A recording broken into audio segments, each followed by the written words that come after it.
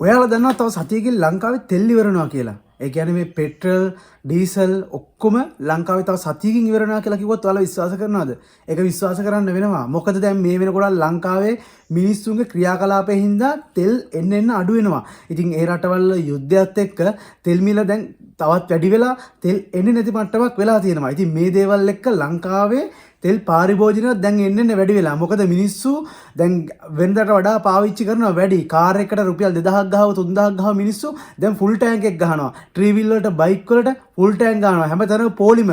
මිනිස්සු පෝලිං වල ඉන්න තෙල් මිල වැඩි වෙනවා, තෙල් නැති වෙනවා. මේ දේවල් එක තව සතියක් යනකොට මිනිස්සුන්ට තෙල් නැත්තරම නැති වෙනවා. මොකද මේ මිනිස්සු කරන මෝඩ වැඩ නිසා.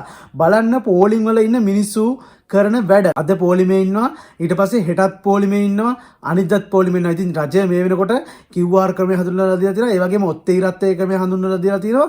මේ ක්‍රමෙත් එක ටිකක් හරි සමනය වෙයි කියලා හිතනවා මේ ක්‍රියාවලිය.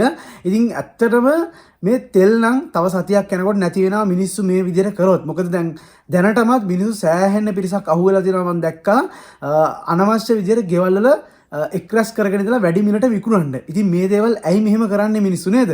සාමාන්‍ය විදිහට පාවිච්චි කරගෙන ගියා නම් මේ කිසි ප්‍රශ්නයක් වෙන්නේ නැහැ. මේ වෙනකොටත් සෑහෙන ලංකාව වටේම සෑහෙන පෝලිං තියෙනවා ෂෙඩ් ඉස්සරහා. සමහර ෂෙඩ් වල තෙල් නැහැ, ගෑස් නැහැ. ඉතින් ඒ තත්ත්වය උදාලා තියෙන මේ මිනිස්සු කරන කියන දේවල්මයි.